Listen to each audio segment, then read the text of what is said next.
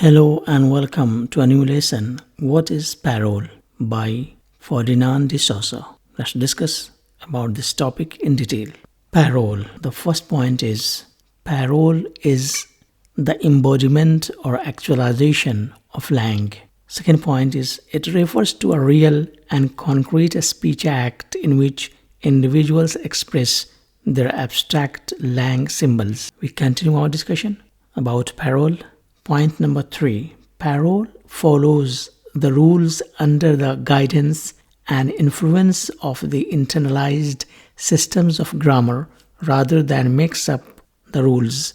Point number 4. In other words, parole is the application of symbolic language systems. Number 5. To simplify it further, it is the usage of the system, but it is not the system. We continue our discussion about parole. 5. Parole is a specific. It belongs to the individual and not to the society as a whole. Point number 6. Therefore, it is about individuality and reflects individual performance of language in a speech or writing. We continue our discussion in the direction about parole. Number 7.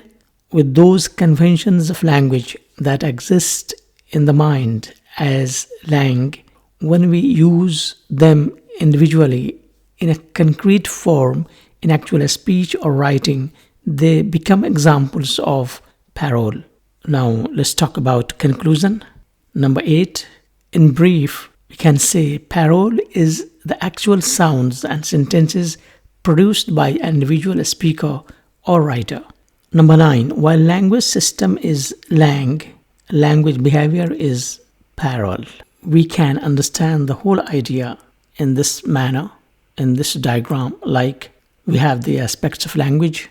They are divided into two segments, two parts, langue and langue is about language system, language rules, language conventions, language ideas, and it belongs to the society because the rule of the language is all about how society has made it to follow. In contrast, we have parole and it is about language performance.